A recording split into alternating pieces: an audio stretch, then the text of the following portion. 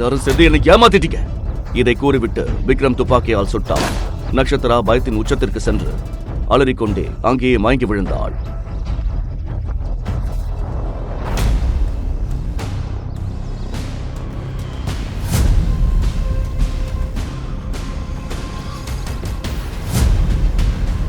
விக்ரம் மறுபடியும் சீக்கிரம் வந்து விடுவானோ என்கிற பயம் அவளை துரத்தியது. எப்படியாவது அவன் வருவதற்குள் இங்கிருந்து கிளம்பிவிட வேண்டும் என்பதில் குறியாக இருந்தாள் நட்சத்திரா. அதனால் விறுவிறுவென குளியலறைக்குள் புகுந்தாள். இன்று காலையில் அவள் விக்ரமின் மார்போடு ஒட்டி படுத்து கிடந்ததை நினைக்கும் போது அவளுக்கு கூச்சமாகவும் அதே சமயம் பயமாகவும் இருந்தது. இப்படி அஜாக்கிரதையாக தூங்கியதற்கு விக்ரம் என்ன தண்டனை கொடுக்கப் போகிறானோ என்று அவளது மனம் படபடத்தது. நட்சத்திரா, உனக்கு கொஞ்சம் கூட வெக்கமே இல்லையாடி? பாட்டி அப்பவே சொன்னாங்க, பொம்பளை புள்ள அடக்க ஒடுக்கமா தூங்கணும்னு. அது அப்பவே கேட்டிருக்கணும். இப்ப பாரு, பக்கத்துல யாரு படுத்திருக்காங்கன்னு கூட யோசிக்காம அவர் கூட ஒட்டி உரசிட்டு படுத்திருக்க. ஐயோ என சொல்லி தன் தலையிலேயே அடித்துக் கொண்டாள். குளித்து முடித்த பின்பு வாஷ் செய்து திரும்பி வந்த அவளது 3 ஜோடி உடைகளில் ஒன்றை எடுத்து வேக வேகமாக மாற்றிக்கொண்டாள். அதைத் தவிர இப்பொழுது நட்சத்திராவிடம் வேறு எதுவும் இல்லை. பின்பு கண்ணாடியின் முன் நின்று தலைமுடியை சரி செய்தவள், சீக்கிரம் கிளம்பி ஹாலுக்கு போய் தாத்தாவை பார்க்கணும், எல்லாருக்கும் பிரேக்ஃபாஸ்ட் ரெடி பண்ணணும் என்று தனக்குள்ளேயே சொல்லிக் கொண்டாள். தயாராகி முடித்ததும் வெளியே செல்வதற்கு முன் ஒரு முறை அவள் இஷ்ட தெய்வமான முருகனை மனதார வேண்டிக் கொண்டாள். முருகா, இன்னைக்கு எந்த வம்பு வந்துடக்கூடாது என்று கண்கள் மூடி பிரார்த்தனை செய்தபடியே மெல்ல மெல்ல கதவை நோக்கி நடந்தாள். சரியாக அதே நேரத்தில் தினமும் காலையில் செய்யும் ரொட்டீன் வேலையை முடித்துவிட்டு விக்ரம் கதவை திறந்து உள்ளே நுழைந்தான். கண்கள் மூடி கடவுளிடம் வேண்டிக் கொண்டே வெளியே வந்த நட்சத்திரா அவன் மீது பலமாக மோதினாள். ஒரு கணம் என்ன நடந்தது என நட்சத்திராவுக்கு புரியவில்லை. விக்ரமின் மீது இடித்ததும் நிலை தடுமாறி விழப்போன நட்சத்திராவை விக்ரம் சட்டென்று தாங்கி பிடித்தான். அவனது ஒரு கை அவளது ஈரமான கூந்தலில் சிக்கியிருக்க, மறு கை அவளது முதுகை அணைத்திருந்தது. சில நொடிகள் அவன் அவளையே பார்த்து கொண்டிருந்தான். மறுபடியும் நேற்று இடித்த அதே கான்கிரீட் சுவர்தான். நட்சத்திரா மெல்ல கண்களை திறந்தாள். எதிரே விக்ரமின் வசீகரமான முகம். ஆனால் அந்த கண்கள் கோபத்தில் நெருப்பை கக்கின. அவனது பார்வையின் உஷ்ணத்தை உணர முடிந்தவள் மனதிற்குள், முருகா, என்ன இது? இப்பதானே எந்த பிரச்சனையும் வரக்கூடாதுன்னு வேண்ண, அதுக்குள்ள காலையிலேயே இந்த மான்ஸ்டரை முட்டை வச்சிட்டீங்களே என்று நினைத்து கொண்டாள். விக்ரம் அவளை முறைத்து பார்த்துவிட்டு எரிச்சலுடன், பார்த்து நடக்க மாட்டியா? கண் என்ன பின்னாடியா இருக்கு? அப்படி என்ன யோசனை உனக்கு என்று சீறினான். அவனிடமிருந்து திட்டு வாங்கியதும் நட்சத்திரா, அது வந்து நான் என்று பதற்றத்தில் உளரத் தொடங்கினாள். அவள் ஆடு போல் நான் என்று இழுப்பதை கேட்டு எரிச்சலான விக்ரம் சட்டென்று அவளை கையிலிருந்து விட்டுவிட்டான். எதிர்பாராத அந்த விடுவிப்பில் பேலன்ஸ் செய்ய முடியாமல் நட்சத்திரா மல்லாக்க கீழே விழுந்தாள். அவளது இடுப்பில் பலமாக அடிபட்டது. இடுப்பு எலும்பு உடைஞ்சிருக்கும். இந்த மான்ஸ்டர் எதுக்கு இப்படி என் உயிரை வாங்க பாக்குறான் என மனதிற்குள் அவனை திட்டிக் கொண்டாள். ஆனால் விக்ரம் அவளை ஒரு ஆளாகவே மதிக்கவில்லை. அவளை ஒரு அலட்சிய பார்வை பார்த்துவிட்டு நேராக அறைக்குள் சென்றான். அவன் போன பிறகு நட்சத்திரா வலியால் துடித்தாள். ஐயோ அம்மா, ஒரு நிமிஷத்துல செத்தே போயிருப்பேன் போலயே. இவ்ளோ வேகமாவா தள்ளி விடுவான்? இவனுக்கு கீழே விழவிடணும்னு இருந்தா அப்புறம் எதுக்கு தாங்கி பிடிக்கணும்? என்ன முருகா இதெல்லாம்? என் மேல உங்களுக்கு அப்படி என்னதான் கோவம்? நான் அப்படி என்ன பாவம் பண்ணிட்டேன் என புலம்பி கண்களில் நீர் முட்ட மெல்ல எழுந்து தன் இடுப்பை தடவி கொடுத்து கொண்டே ஹாலை நோக்கி நடந்தாள். அதே நேரம் விக்ரம் ஆத்திரத்துடன் அவன் அறைக்குள் சென்றான். திடீரென தன் கைகளை பார்த்தவனுக்கு சில நிமிடங்களுக்கு முன்பு நட்சத்திராவை தாங்கி பிடித்தது நினைவுக்கு வந்தது. அவளது ஈரமான கூந்தலில் தன் விரல்கள் சிக்கியிருந்த அந்த உணர்வு அவனை என்னவோ செய்தது. கோபத்தில் தன் கை முட்டியை மடித்து சுவற்றில் ஓங்கி குத்தியவன் தனக்குள்ளேயே கத்திக் கொண்டான். இல்ல, யாராலையும் என்னை அசைக்க முடியாது. எந்த பொண்ணும் என்னை இம்ப்ரெஸ் பண்ண முடியாது. இந்த பொண்ண முதல்ல இங்கிருந்து வெளியேத்தணும். என் பக்கத்துல எந்த பொண்ணும் இருக்கக்கூடாது என யோசித்தபடியே விக்ரம் காலையில் மறுபடியும் எரிச்சலுடன் குளிக்கச் சென்றான். மறுபுறம் கீழே விழுந்த அடியில் முதுகு வலியால் நட்சத்திரா கொஞ்சம் குனிந்தபடியே நடந்து வந்தாள். ஆனால் தாத்தாவை கண்டதும் சட்டென்று நேராக நிமிர்ந்து நடக்கத் தொடங்கினாள். அவரிடம் சென்று புன்னகையோடு ஆசி வாங்கினாள். தாத்தா அவளது தலையில் கை வைத்து அன்போடு பேசினார். என்னம்மா, நீ நல்லா இருக்கல்ல அந்த விக்ரம் உன்னை எதுவும் சொல்லலையே என அக்கறையாக கேட்டார். விக்ரம் அவளை தொந்தரவு செய்திருப்பானோ என்கிற கவலை தாத்தாவின் மனதில் ஓடிக்கொண்டிருந்தது. தாத்தா இப்படி கேட்டதும் விக்ரம் மிரட்டிய வார்த்தைகள் நட்சத்திராவின் காதுகளில் எதிரொலித்தன. தாத்தா முன்னாடி சந்தோஷமா நடந்துக்கணும். ஒருவேளை உண்மை தெரிஞ்சா உன் குடும்பத்தையே கொன்னுடுவேன் என்று அவன் சொன்னது நினைவுக்கு வர அவள் பயந்து போனாள். அவள் மெலிதாக புன்னகைத்துவிட்டு, தாத்தா, நான் ரொம்ப நல்லா இருக்கேன். எனக்கு இங்க ஒரு குறையும் இல்ல. விக்ரம் என்ன எதுவும் சொல்றதில்ல, தேவையில்லாம மிரட்டுறதும் இல்ல. கொஞ்சம் கோவக்காரர் தான், ஆனா நான் அவர்கிட்ட அதிகமா பேசுறதே இல்ல. அதனால அவர் என் மேல கோவப்பட வாய்ப்பே இல்ல என அவள் சொன்னதை கேட்டு நிம்மதியடைந்த தாத்தா அவளது தலையை தடவி கொடுத்தார். ரொம்ப தேங்க்ஸ்மா. விக்ரம நீ மனசார ஏத்துக்கிட்டது எனக்கு ரொம்ப சந்தோஷம் என்றார். தாத்தா சொன்னதை கேட்டு நட்சத்திராவின் மூளை ஒரு நிமிடம் வேலை செய்யவில்லை. இதற்கு என்ன பதில் சொல்வதென்றே தெரியாமல் திகைத்தவள் அடுத்த நொடியே தயக்கத்துடன், தாத்தா, உங்களுக்கு தப்பா படலனா நான் உன்னை கேட்கலாமா என்றாள்.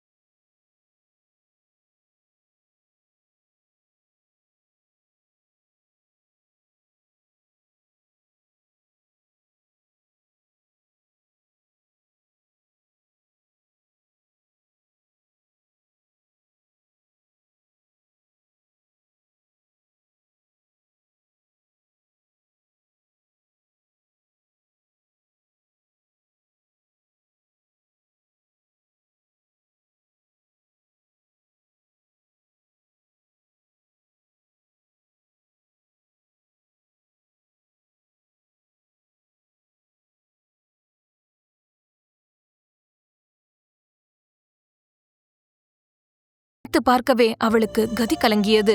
பதற்றத்தில் நாக்கு தழுதழுக்க, இல்ல இல்ல தாத்தா, வேண்டாம் என்று 2 முறை அழுத்தமாக மறுத்தாள். அவள் இவ்வளவு தூரம் பதறுவதை பார்த்த தாத்தா சற்று ஆச்சரியமடைந்தார். ஏமா, ஏன் இவ்வளோ பயப்படுற என்பது போல் அவர் பார்வை கேட்க நட்சத்திரா சட்டென்று தன்னை சமாளித்துக் கொண்டாள். அது தாத்தா, அவர் எப்பவும் வேலையில ரொம்ப பிஸியா இருப்பாரே, கம்பெனி விஷயம், மீட்டிங் ஓடிக்கிட்டே இருப்பாரு.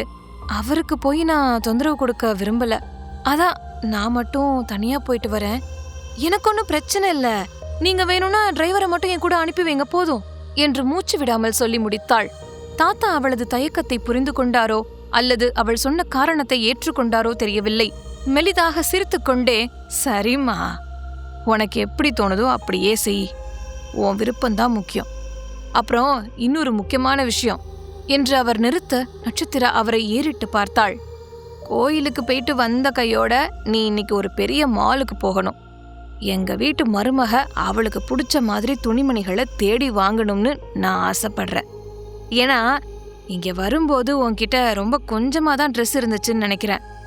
அப்புறம் உன்னால புடவை கட்ட முடியல போல. நாங்க பிரியங்காவுக்காக தான் எல்லா புடவைகளையும் பார்த்து பார்த்து வாங்கினோம். அது உனக்கு செட் ஆகலனாலும் பரவாயில்ல. உனக்கு எது சௌகரியமா இருக்குமோ, உனக்கு எது பிடிக்குமோ அந்த மாதிரி ட்ரெஸ்ஸை வாங்கிக்கோ என தாத்தா மிகுந்த அன்புடன் சொன்னார். இன்று அவளுக்கு கிடைத்திருக்கும் இந்த வாழ்க்கை, இந்த அந்தஸ்து எல்லாமே உண்மையில் பிரியங்காவுக்கு சேர வேண்டியது. ஒருவேளை பிரியங்காக்கா வீட்டை விட்டு ஓடி போகாம இருந்திருந்தா இன்னைக்கு நான் இங்க இருந்திருக்க மாட்டேன். நிம்மதியா என் படிப்பு தொடர்ந்திருப்பேன். டாக்டர் ஆகணுங்கிற என் கனவை நனவாக்கியிருப்பேன் என்று நட்சத்திரா மனத்திற்குள் நினைத்து கொண்டாள். பழைய நினைவுகளில் மூழ்கிய நட்சத்திராவின் கண்களில் லேசாக கண்ணீர் எட்டி பார்த்தது.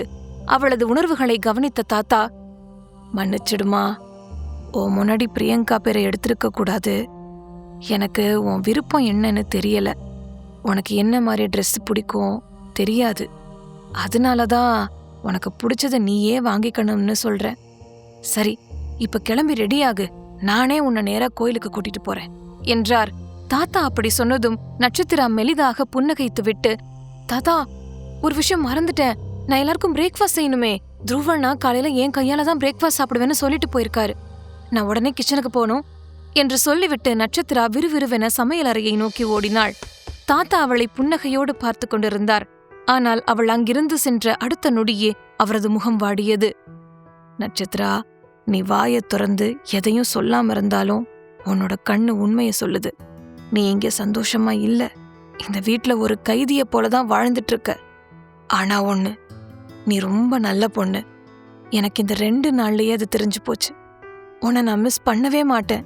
இன்னும் எத்தனை ஜென்மம் ஆனாலும் நீதான் எங்க வீட்டு மருமக, அதுவும் செல்ல மருமக என தாத்தா மனதில் நினைத்தார். ஆனால் சமையல் அறையிலோ நட்சத்திரா அந்த பாரத்தை எல்லாம் மறக்கடிக்கும் வகையில் மிகுந்த அன்புடன் காலை உணவை தயாரித்துக் கொண்டிருந்தாள். உருளைக்கிழங்கு மசாலா உள்ளே வைத்து திரட்டப்பட்ட ஆவி பறக்கும் ஸ்டஃப்டு சப்பாத்தி, மணமணக்கும் வெஜிடபிள் ஸ்டியூ, மென்மையான உப்மா மற்றும் உப்பலான பூரிகள் என பட்டியலே நீண்டது. ஒவ்வொன்றையும் பார்த்து பார்த்து செய்தவள், இது எனக்கே இவ்ளோ பிடிச்சிருக்கே, கண்டிப்பா அவங்களுக்கும் பிடிக்கும் என தனக்குள்ளேயே சொல்லிக் கொண்டாள். சிறிது நேரத்தில் விஷால் தலைமையில் அந்த 4 பேரும் ஹாலுக்குள் நுழைந்தனர். நுழைந்த மாத்திரத்திலேயே சமையலறையிலிருந்து வந்த அந்த அலாதியான மணம் அவர்கள் பசியை தூண்டியது. விஷால் உற்சாகத்தின் எல்லைக்கே சென்று, ஓ மை காட், என்ன ஒரு வாசனை! நிஜமாவே இது நம்ம வீடுதானா, இல்ல ஏதாவது ஸ்டார் ஹோட்டலுக்கு வந்துட்டோமா என்று மூச்சை இழுத்து அந்த வாசனையை ரசித்தான். அவனுக்கு பின்னால் வந்த மற்ற மூவரும் அவன் சொன்னதை ஆமோதிக்கும் வகையில் தலையசைத்தனர். விஷால் சொன்னது சரிதான். அண்ணி இன்னைக்கு நமக்காக ஏதோ ஸ்பெஷலா மேஜிக் பண்ணிருக்காங்க போல. வாங்க சீக்கிரமா போய் என்னன்னு பாப்போம் என்று ஒருவன் சொல்ல அனைவரும் டைனிங் டேபிளை நோக்கி விரைந்தனர். அங்கே நட்சத்திரா புன்னகையோடு உணவுகளை பரிமாறிக் கொண்டிருந்தாள். அந்த வீட்டின் செல்வ செழிப்பில் எத்தனையோ சமையல்காரர்கள் வந்து போனாலும் வீட்டின் பெண் தன் கையால் அன்பு கலந்து பரிமாறும் கைப்பக்குவத்திற்கு ஈடு இணை ஏது? அந்த உண்மையை உணர்ந்தவர்களாய் அவர்கள் 4வரும் நெகிழ்ச்சியுடன் ஒருவரையொருவர் பார்த்து புன்னகைத்துக் கொண்டனர். விஷால் ஆர்வத்தை அடக்க முடியாமல், அண்ணி, வாசனை ஆள தூக்குது. அப்படி என்னென்ன ஸ்பெஷல் இன்னைக்கு என கேட்டான். நட்சத்திரா முகம் மலர, விஷால் ப்ரோ, இன்னைக்கு எனக்கு ரொம்ப பிடிச்ச potato stuffed chapati, vegetable stew, upma, அப்புறம் பூரி செஞ்சிருக்கேன். இதெல்லாம் வீட்ல செஞ்சா நான் ஒருத்திய மொத்தமா காலி பண்ணிடுவேன். உங்களுக்கும் பிடிக்கும்னு நம்புறேன் என்றாள் கலகலப்பாக. அவளது பேச்சையும் அன்பையும் அவர்கள் ரசித்துக் கொண்டிருந்த வேளையில் தாத்தா மெல்ல, சங்கர், அந்த விக்ரம் எங்க இருக்கான்னு பாரு, அவனையும் கூப்பிட்டுட்டு வா, எல்லாரும் ஒன்னாவே உட்காந்து டிஃபன் சாப்பிடலாம் என்றார். அந்த ஒரு பெயர் விக்ரம். அதை கேட்ட அடுத்த நொடி நட்சத்திராவின் சிரிப்பு மறைந்தது. அவள் உயிர் தொண்டைக்கு வந்துவிட்டது போல் ஒரு தவிப்பு. கைகளில் இருந்த கரண்டி லேசாக நடுங்க, இதயம் பயத்தில் வேகமாக துடித்தது. அவரும் இங்கேதான் வரப்போறாரா? அவர் முன்னாடி என்னால எப்படி இயல்பா இருக்க முடியும் என்று அவளது கண்கள் கலக்கத்துடன் மாடியை பார்த்தன. விக்ரம் நட்சத்திரா சமைத்த சாப்பாட்டை சாப்பிடுவானா? அவனுக்கு நட்சத்திரா மீது காதல் மலருமா? முழு கதையையும் கேட்டு மகிழ பாக்கெட் FM ஆப்பை டவுன்லோட் செய்யுங்கள்.